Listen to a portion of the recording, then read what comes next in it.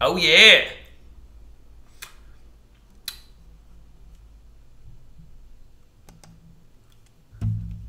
It's game time. It's showtime.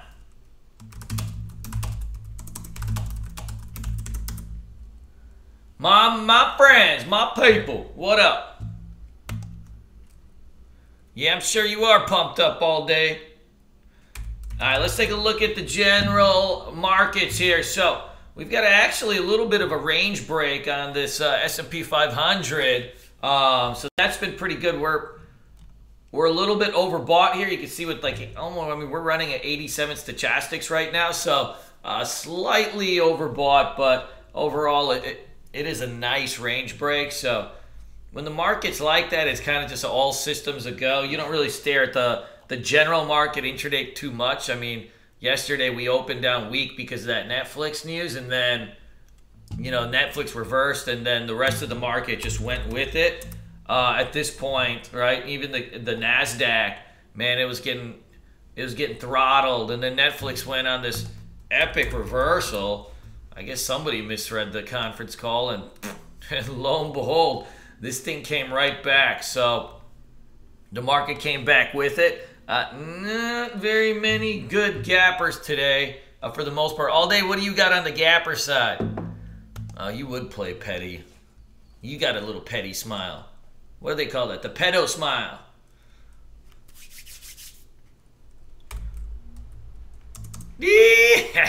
My Eskimo cousin. I got this SAH on this thing's gapped down. It's got to hold under 18 for us want to take a trade on it. I'll look for an ORB to the short side. If it stays under 18, ORB shorts have been working like 50-50 really these days. So won't be necessarily, for me, that's a B or a B minus. This HCSG looks a little bit better. So this thing's gapping down and breaking your trend line and some of your major moving averages. You know, we could see this thing kind of flood down into 35. Its float's not too big. We should have some opportunity on this, but once again, like, it's just one of those things where the gap down shorts haven't been working as well. Earnings season is coming up, so I mean, we're going to, like, we want to keep like hunting for the gap down shorts and all this stuff because earnings season is coming up. What is it, next week? So at that time, we'll have more opportunities than, you know, we know what to do with. So we definitely want to really start just kind of hunting and getting used to what we see on them. Thanks, Max. You are too, man. IMMU, you've got a nice pattern on the daily chart. You know, you have this big flag pattern that is kind of busting over pre-market. This could be something that we keep on your list. This overall has a good daily structure. And then now that you're breaking above it, you should have some juice on this one. So start waiting for your intraday patterns. Remember, you go only ORB, quick pullback buy, something like that on something like this. Later in the day, you can do flags and pullbacks and some other stuff. You know, this CBIO has been running really roughshod today. A couple people asked about this. This one's going to be a little bit hard to trade for most people because the range on this, like, if something goes from 13 to 17 down to 7, you know, that's something that's actually fun to trade. But for most people, that's something that, you know, you could get just smoked out in if you don't know how to operate with speed, which a lot of new traders don't. So that's kind of one of those things, you know, if you suck at trading, take it off your list. If you're good at trading, keep it on your list. But, you know, even if you stink at trading, you still make some money. You just got to pick much easier plays. This riot had a monster move yesterday. You know, with Bitcoin kind of bottoming out, and they've been having all this bank news and kind of all that fun stuff. You're starting to see that Bitcoin bottoming out, and so this riot and some of the other blockchain plays are starting to get some heat into it. So I'd keep this on your list. It's gapping down a little bit today. I would watch this one for a red to green. Like if this thing goes green and then takes out these highs, you're going to get probably some secondary continuation into it. The daily chart, the one tricky part on this one is the daily chart sucks deep. Like, it's just, not that there's anything wrong with that, but it's not a good one. So you'll have to like kind of be really mindful of some of these different levels on the daily and trade carefully. This OSTK's got a nice range break on it too.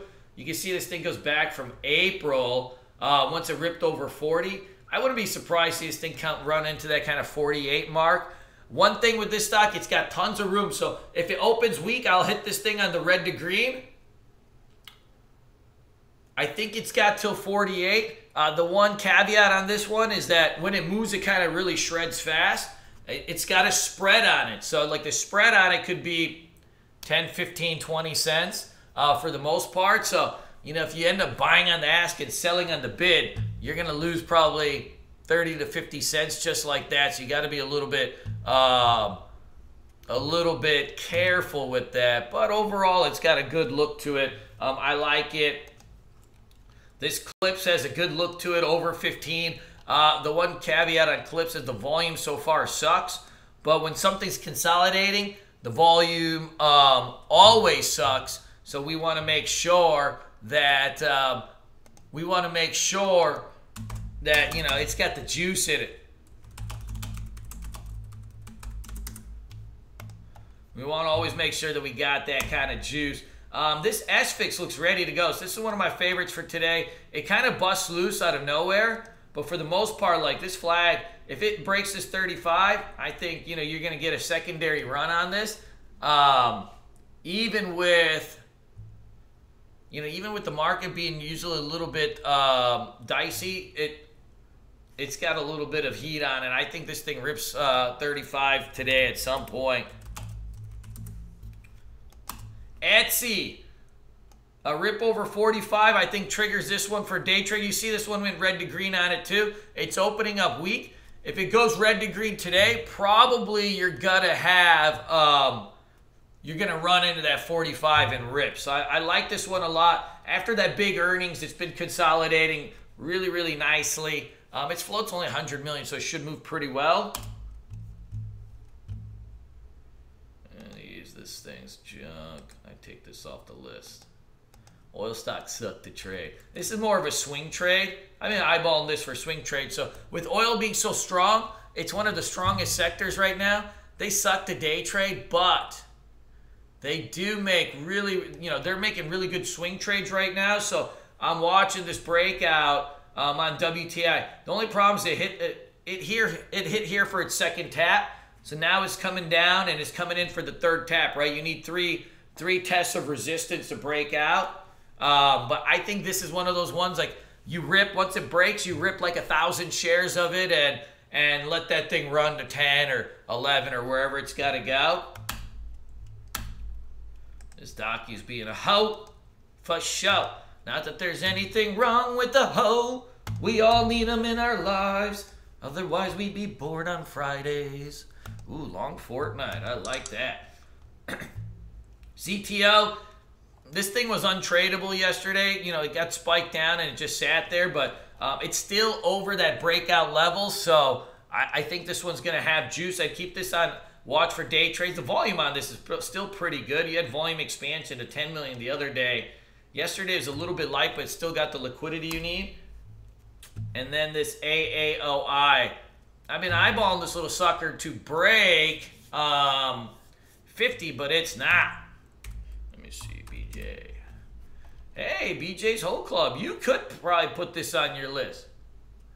Yeah, you could put this on your list and get this thing going.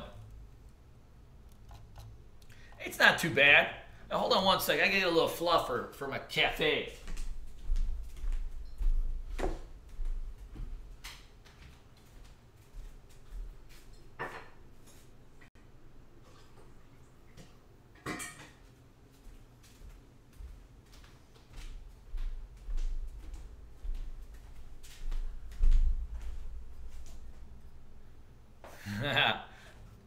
It's all right.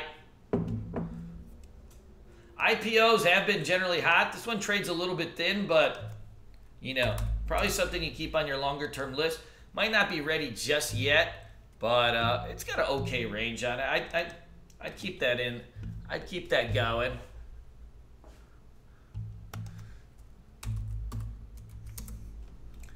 Yeah, this thing's moving up and down, but like, which way, right? That's the thing is, you don't know if CBIO is a long or a short at this point. So then what's the point, right? So I think that's where this one gets a little bit more tricky. So like it closed at 12.14 yesterday, so at 12.34, I mean, it's really just stuck in the same range as it's always been. You know, so that's where, who knows, right? Could be a short, could be a long. The float, you might not even be able to get borrows on this, so the float's pretty low on this bad boy. You may have to call your broker and get the borrow.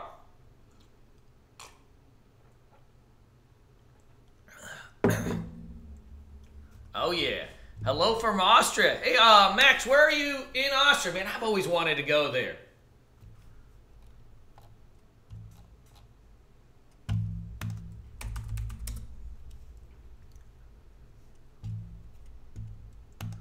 Yes, Mr. Clown. All right, so this. So Tesla's okay, but it's just stuck in range. So when you're like stuck in range in between a larger range, so that's your big range, and now you're stuck in a little range, your range inside range, that's a little bit tough. So I'd probably leave that one alone. Yeah, this Huya is probably, if it rips over this 40 and holds, it's going to do pretty good.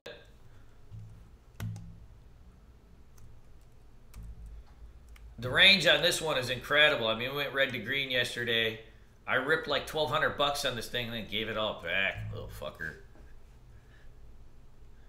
I thought it was pretty funny, Rob. He does not play around.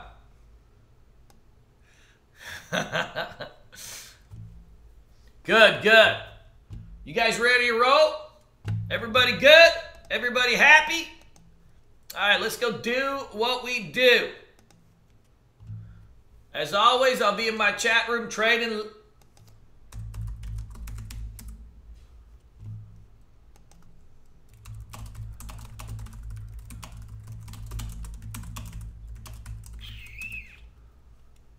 Yeah, this one's called App Trade. I own this one. As always, guys, I shall see you in the mañanas.